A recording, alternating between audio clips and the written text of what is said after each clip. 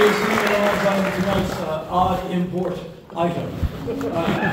You might not know. This is inessential information, as is the rest of the next 9 hours I'll be pummeling you with words on stage. I have a long history with Maine.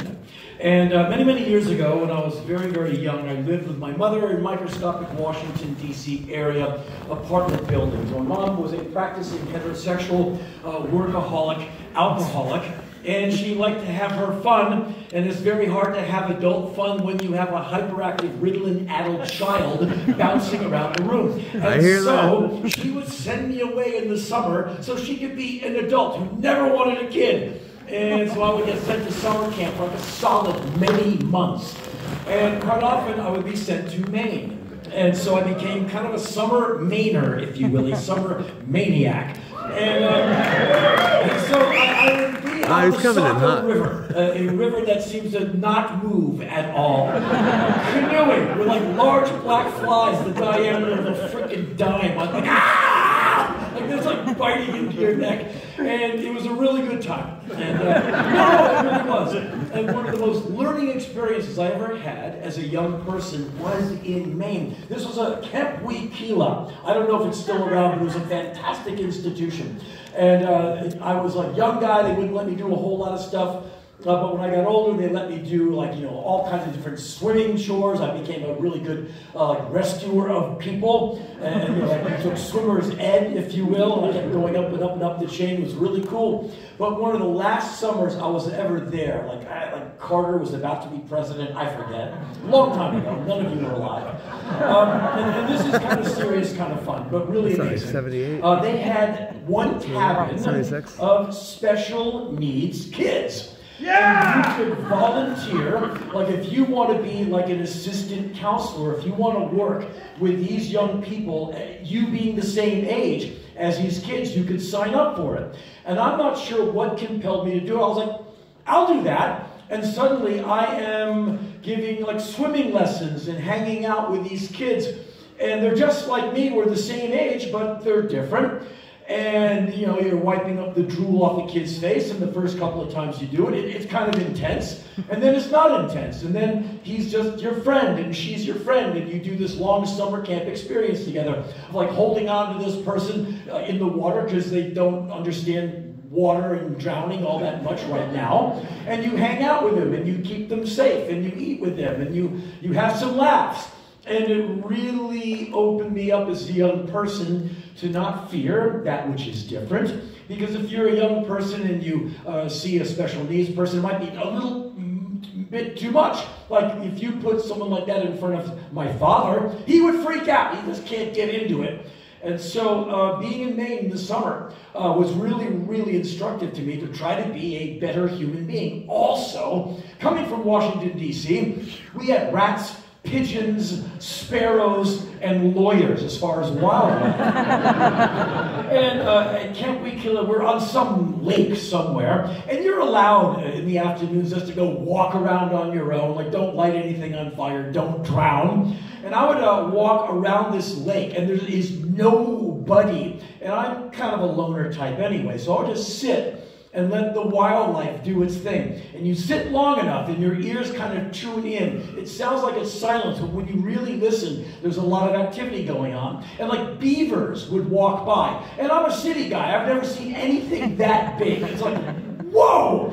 And they're just doing their thing. And you realize there's a whole lot of nature going on all around you. And I would just do these like nature sits on my own, hoping to see the beaver walk by. And so for the first 3 or 4 minutes of this show, I have bored you completely. This is all on purpose. I'm trying to put you in a semi-comatic state so I can insult you for the rest of the time. And you're going to take it so.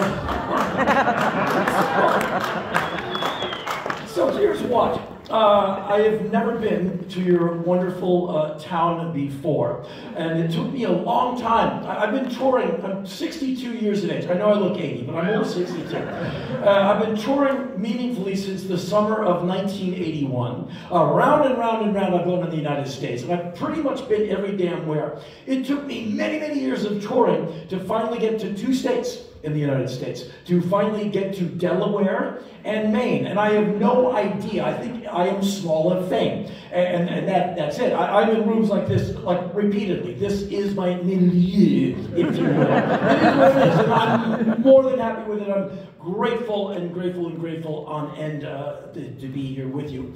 And so I don't know why it took me so long, but the first time I ever got to Maine as a performer was Portland. So I've been to Portland a few times now, Augusta once, and now here. And so cool. And so Delaware, I don't know. Maybe the DuPonts had it in for me. I have no idea. I think, again, it's that small of fame thing. Because I'm not anyone who gets to snap his fingers to an agent, put me there, there, or there, or there, or I'll have your head removed. They just put me wherever anyone can find some interest. And so here we are, burning out in the middle of the week. And so, and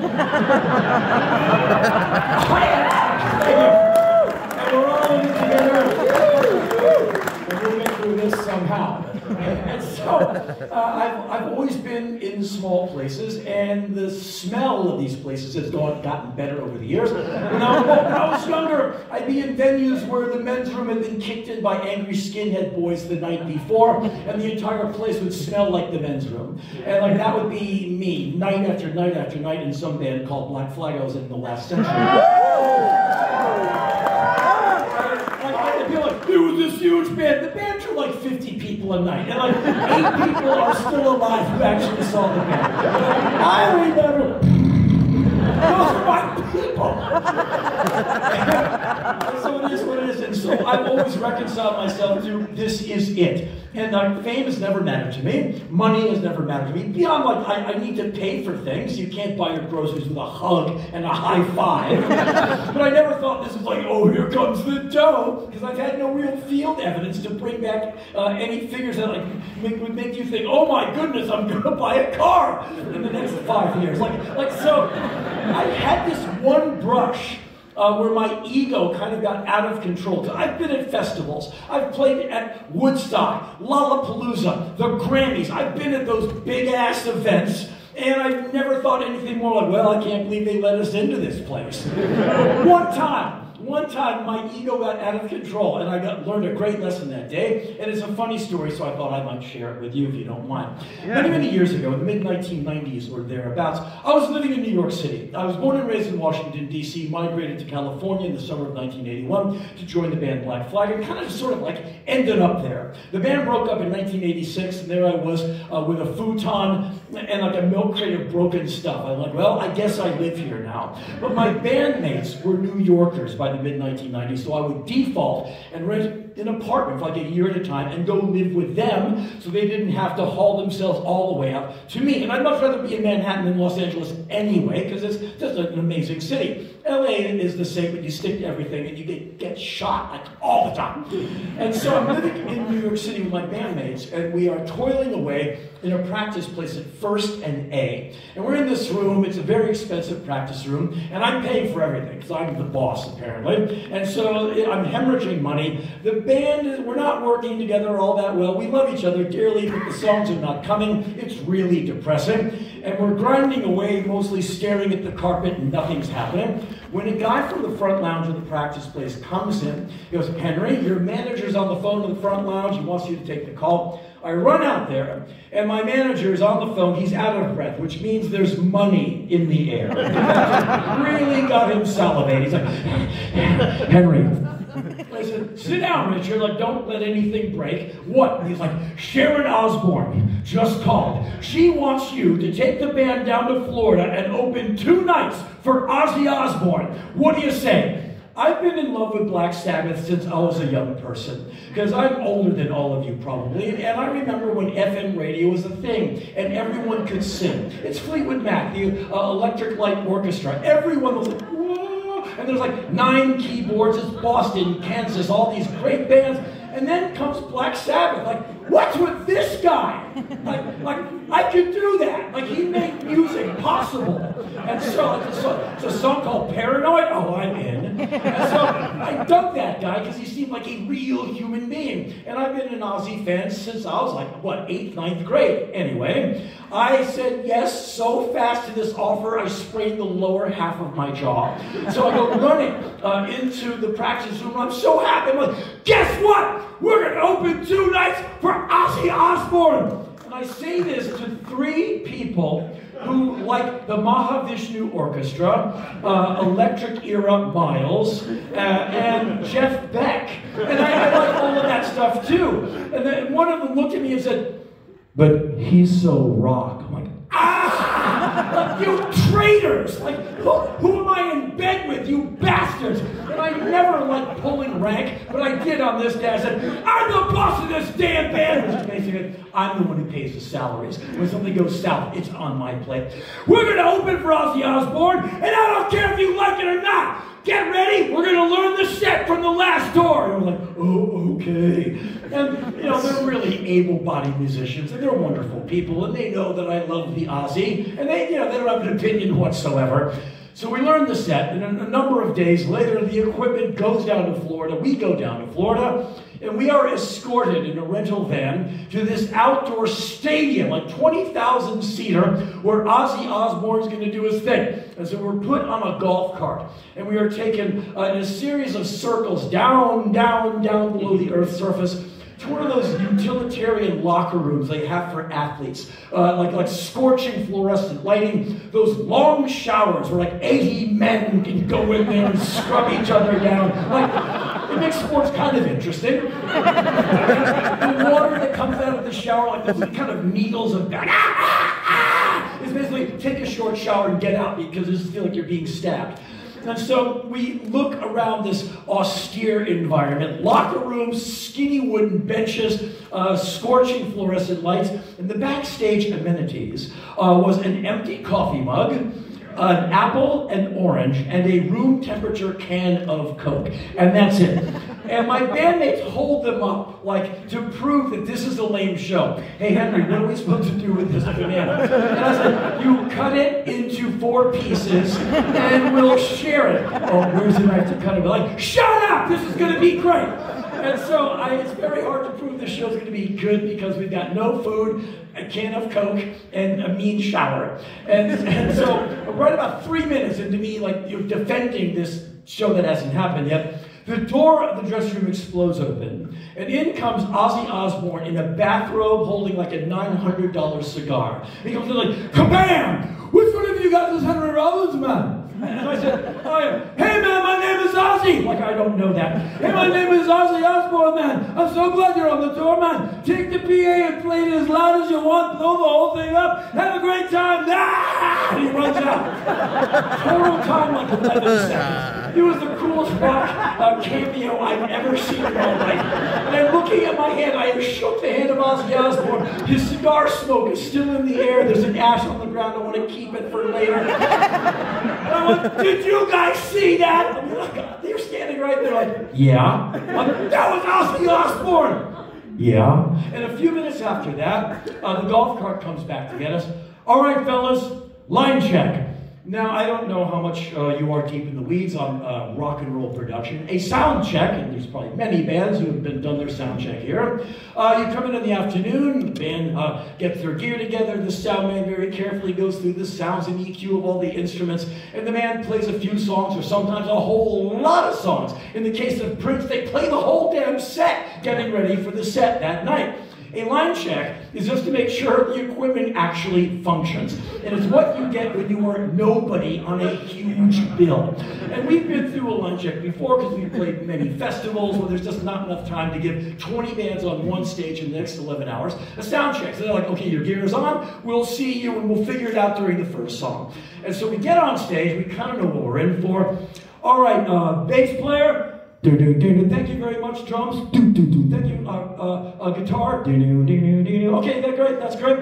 Henry? Yeah. Okay, that's fine. All right, come on. Get off the stage at the live. Like, okay, because you're under the thumb of Ozzy Osbourne. And so we get on the golf cart, back down to the bowels of the earth. And the order of bands that night was really, really strange. For some reason, Type O Negative is opening. And like, we should have been opening for them. It's ridiculous. So Type O Negative is opening, then us, I think both acts get 45 minutes each, and then comes Ozzy Osbourne. And so I go up topside hours later to watch Type O Negative, because I'm a friend of the band, I'm a fan, and Pete Steele, the singer, sadly has passed away. This big, muscular guy, hilarious and really intelligent, and he's got this very thick New York accent. And so he said, "Good evening, we're Type O Negative.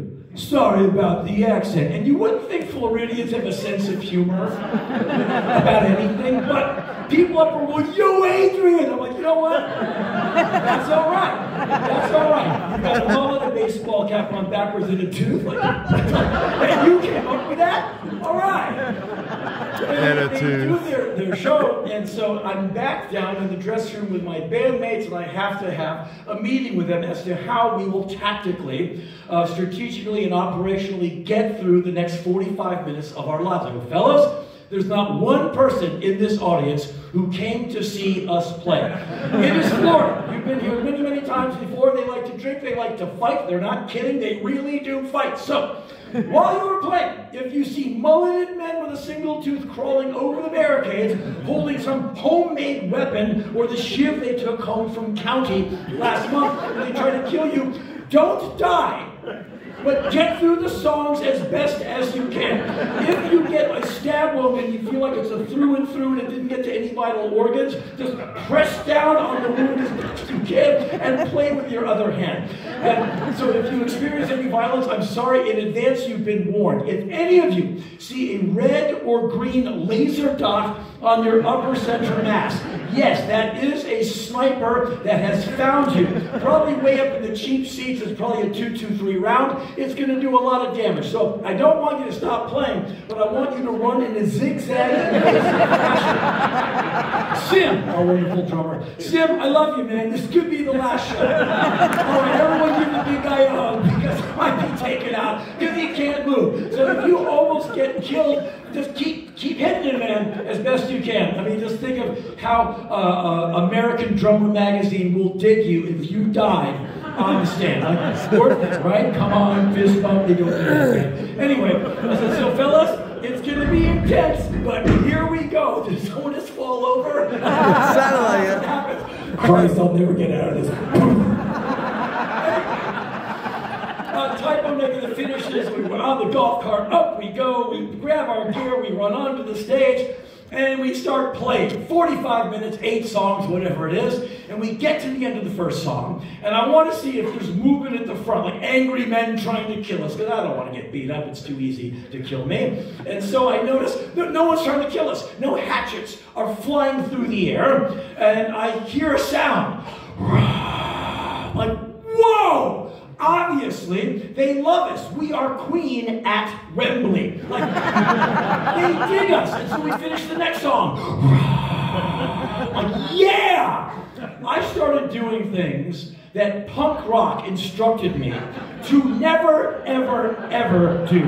You never, in punk rock, you never address a city or a state or a town or a ville by the name of any of it. Like, you wouldn't be like, "Hey, what's up, Maine? Chairs, bottles, innuendo." Everything would be coming at me. And look, you just don't do it. It's patronizing, it's disingenuous, and quite honestly, I'm not here to insult anybody. And so I started doing things that I've never done before because, all right, Florida, someone told me you like rock and roll.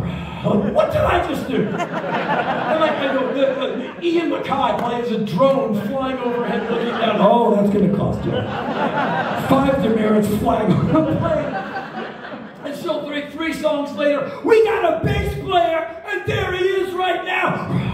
Yeah, all right, check out our guitar player, and we've got a drummer.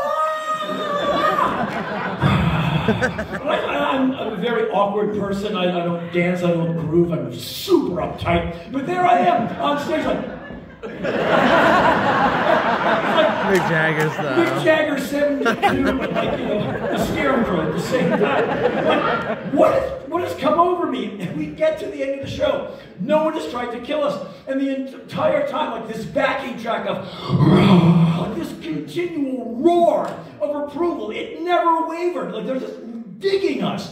I think to myself, we're going to come back and headline this thing on the next tour. It's a sure thing. Yeah! And so at the end of the show, the production has been very generous and given us 4 white towels on a stack next to the kick drum. We all take them, put them around our necks, a la Scorpions, 1983 Us Festival, and we walk up to the front, put our arms around each other, and bow, and then take the towels and throw them into the audience so all the girls can fight to see which is the lucky wench who gets the towel. And the space between the stage and the first person in the front row is so immense. It's like film crews and bodyguards and security. We throw the towels, and the wind is such that it just kind of, the towel dropped. And then we're kind of like, and that's a fail. Will you keep on rocking, Florida? Oh, yeah! And we like kind of dance off stage. We get into the golf cart, and we're like, yeah! Like rock gods have been born. And we go back down to the bowels of the earth. I run into this shower and have this really awkward shower naked in front of my friends. And I scrub off, I put my clothes back on because I want to see Ozzy Osbourne. So I get a hitch a ride on the golf cart back up to topside. And I'm standing on that side of the stage, and the band is on stage, but no Ozzy. Ozzy is standing looking at the stage, right about there. The audience can't see him, and he's in that weird semi-vegetative state you often see him in. And that's his like resting pose. And there he is, facing this way. And I'm like, whoa, there he is, one of my many musical heroes. And I stand next to him. I said, hey, Ozzy, my name is Henry, and we're on the bill. And he's like, have you played your show, man? I'm like, yeah, we're done, and you're about to play. Oh, yeah, okay, sounds good, man. It kind of goes back to, like, whatever he was doing before. And I don't want to bother the guy, so I just stand next to him just to kind of be in the Ozzy universe. And minutes go by, and I keep looking at the band like, and there's all these people, like there's a ton of people. I was like milling around, and finally you smell a little bit of smoke and sulfur. It's Sharon Osbourne, and she comes out. Don't tell her I said anything. Because her leg breakers will be out by the band after the show. But anyway, she walks up and gets like this far from his face, like a frickin' Marine drill is like, Ozzy! Get out there! And he's basically waking like Pavlov's favorite dog. Like, hit him with a cattle prod and get him out there. And she shoves him, and he kind of like, you know, trundles forward. As soon as he sees the audience, that thing happens, and his eyes go wide. He goes up to the microphone, and he grabs it like, let's go crazy! And the sound coming from the audience was absolutely terrifying. It sounded like Godzilla was eating 747s full of people. Like, it's like the sky was being torn in half. And that's when I realized, the sound of 20,000+ people all going, we just made it. The Rollins band. They suck, I know. This makes it a little better. And I was like, oh.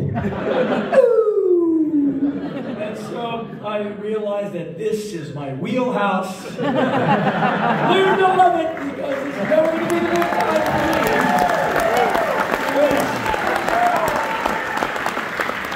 I don't know politically me what side of the aisle or what side of whatever you find yourself on. You're big grown adults. I think you can think and vote as you want. I'm not in it to get into an argument with anyone. I'm 62, as I told you several minutes ago, and I know what it's like to be an old person, in that I am affixed in my positions and opinions and ways it should be, as is every old ancient person, and you cannot sway me from any of my convictions. And so it is not for, I now live in Nashville, Tennessee. I've been out there for a couple of years. Much different than 40 years of living in Los Angeles, which is hopey, changey, tree huggy, and everyone misses Obama, myself included. But Nashville it's extremely charming, but the demographic is somewhat different. And there I am in the supermarket with my blue basket buying spinach, because I'm like a rodent. I eat frequently, but in small amounts, so I go there for fresh food on a regular basis. And I shop with large men wearing what I call a dunce cap. This is Make America Great Again. And they're pushing a shopping cart. And if I'm offending any of you, I'm sorry, but that's how it is. And so the shopping cart is full of beer, bullets, and frozen pizza. And they see me with my mask on, and they're absolutely offended, because it's not Nashville friendly to wear a mask. Like, you don't have to wear that mask no more, because freedom. And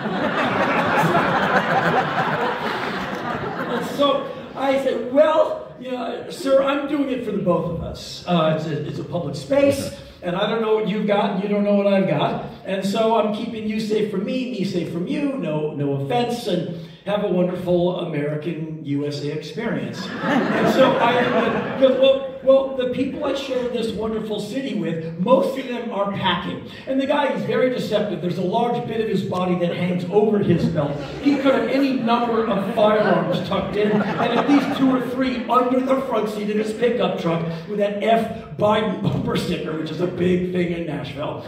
And so I realize it's not for me to argue with people in that their opinion is their opinion. And so I think there's myriad ways on how to evaluate what is going on in the United States at this time. And if any of you look at the news and come away dispirited or depressed or just exasperated and exhausted, how elected officials don't want to think about parks, roads, water, the future, food, medication, etc., and they want to argue about like some stupid thing like are you woke? You're like, what did I put you in office for? And like, what do you want to, like, man and woman babies? And a lot of them are lawyers. I'm barely a high school graduate. Like, they're all more intelligent than I am. Why are they so stupid? Like, when they should be doing, like, really intense hard work. Politicians should be the boringest people. That's why Joe Biden is a perfect American president. He is so boring. I watch him like I'm getting old. I just watch him. My father used to say, Joey, oh, no, not a dad and Joey story, please, no.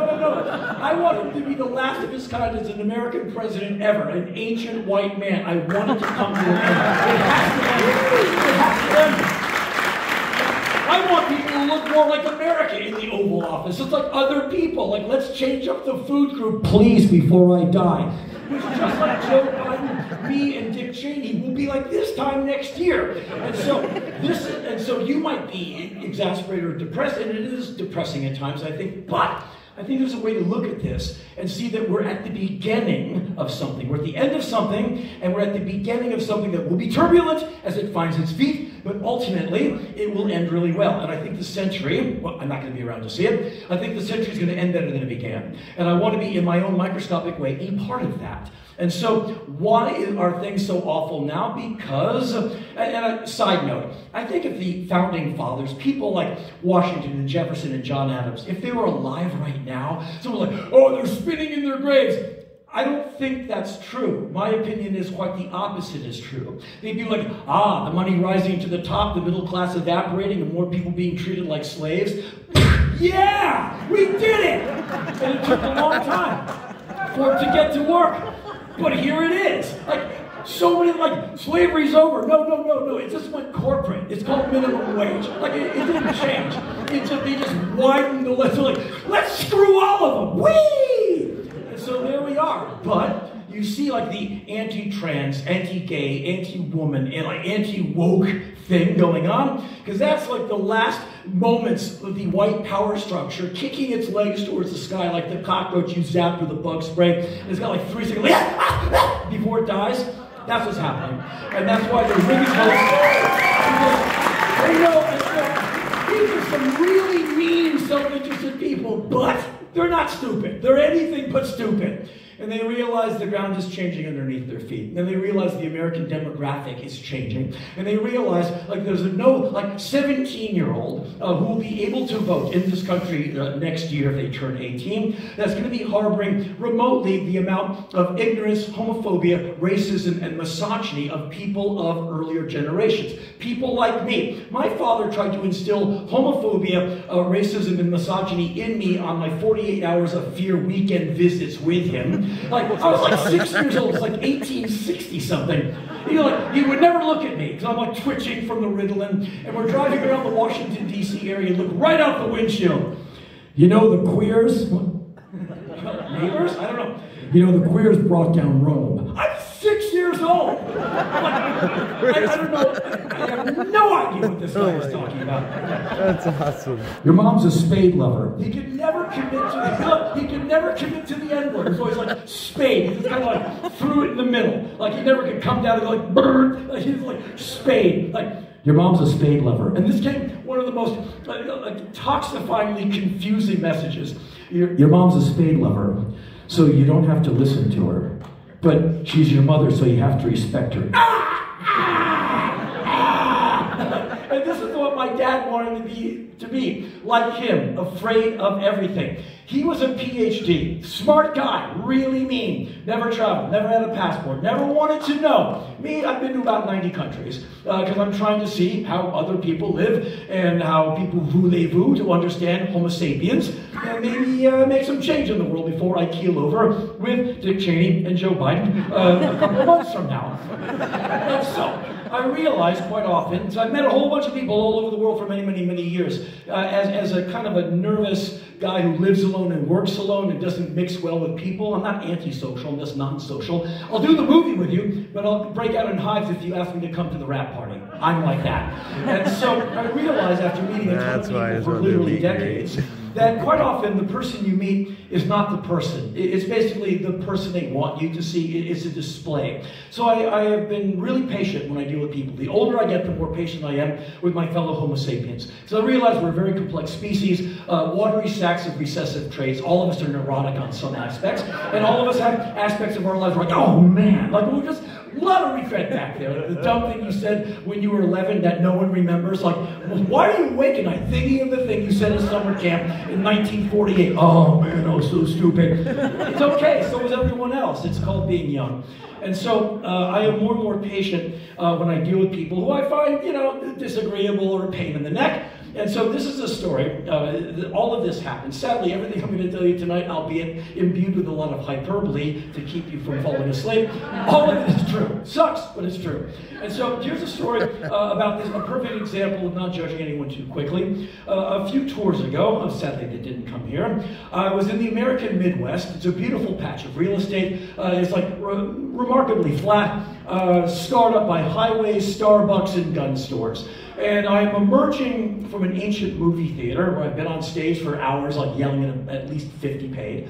And I am in my life on stage in old movie theaters quite a bit. There's a whole bunch of movie theaters, and thanks to like HBO and Netflix and all of that, people don't go to the movies kind of sort of like they used to, when I was young. And they just, they keep people coming in, but you can smell the popcorn from when people went to see Bullet first run. And so I'm on stage like an ancient popcorn, the smell of just like sadness and death, and your grandfather died in that seat they found him 4 days later, stuff like that. So I'm on stage, and I do the thing, and I finish the show, and as the usual ritual is, I emerge from the back of the building, and I stagger forth through the parking lot to the Bon Jovi mobile, my rental tour vehicle, my rental carbon-emitting machine, the Def Leppard Express, as I am wanted to call it. And usually there's no one there, a few assassins, but I walk towards the front door on this night, and there's 4 young people coagulated around the front door of the Bon Jovi mobile, and they all straighten up when they see me like, he's here.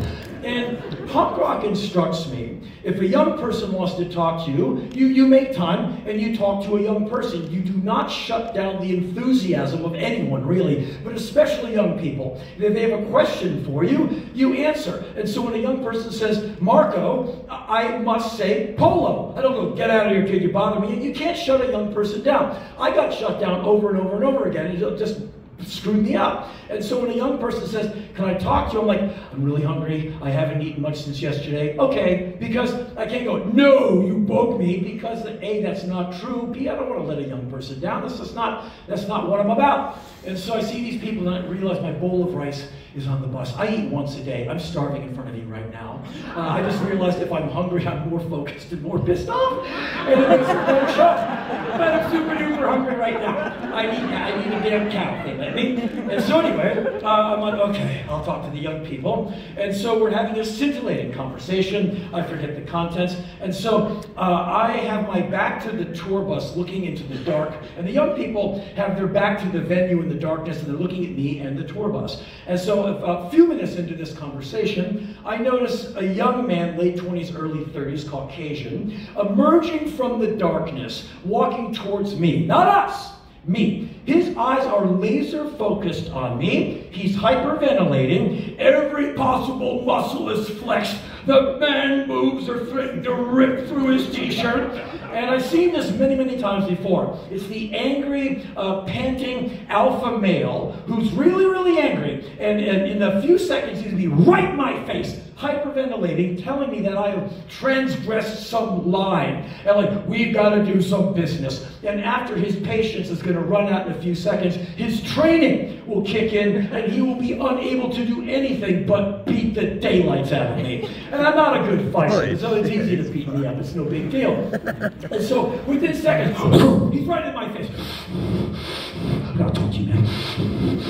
I said, I'm here with my 4 worthy constituents, and looks like we're pulling an all-nighter, so what's on your mind, sir? I'm gonna ask you a question, man. I'm pretty good with answers. If it's on abstract math, string theory, or rocket science, I'm caught out there. But if it's about eBay and stuff like that, I'm probably your guy, and I probably beat you. And so, you gotta tell me the truth, man. Sir, I will answer the questions as accurately and truthfully as possible. And he points at the Bon Jovi mobile. Is my wife on your bus? It is not for me to call anyone stupid. I don't get to do that. I am the dimmest bulb in any chandelier, I promise you. I have no bright shining penny ever. I will volunteer that this is easily the most ridiculous question I've ever been asked, standing in front of a rental tour vehicle. And I've been living on them meaningfully since summer 1991, the first ever Lollapalooza tour. And so I've been in front of these things before, and all kinds of things have been said to me, but never that. And so I had an answer, and I also had questions of my own, because I'm insatiably curious, and curiosity will probably be the thing that eventually gets me. And so I didn't have time to ask the question. I didn't have time to answer the question because of something that happened, which I'll tell you about in the next several minutes.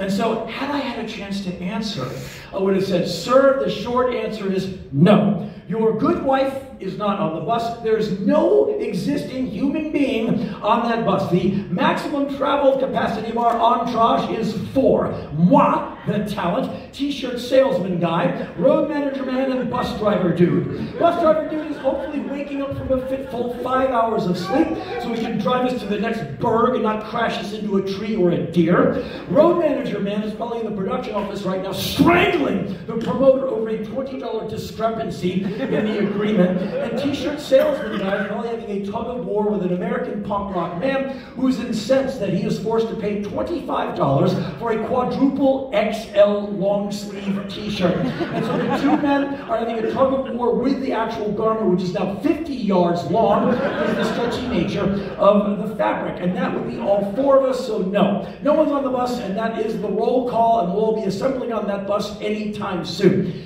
I didn't get a chance to ask any of my questions either. Sir, were you even at the show tonight? When did you lose visual contact with your wife? Does she have a cell phone?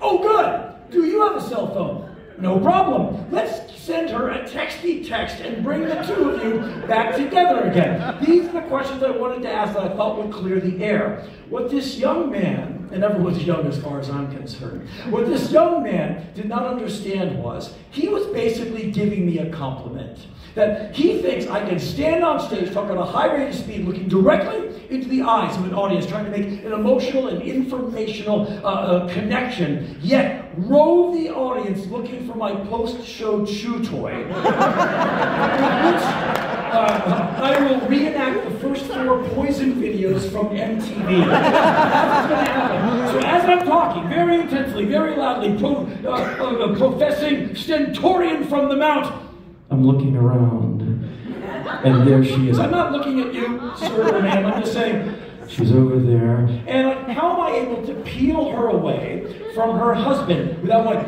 hey, you and me later? That's a little bit crass. And I'm like, oh, look, if he's got ears, he's going to hear that. So maybe I utilize subtle undulations of my eyebrow, which is lady speak for you and me later. And then I close the deal with a bunch of hand motions that no one in the audience sees except for her.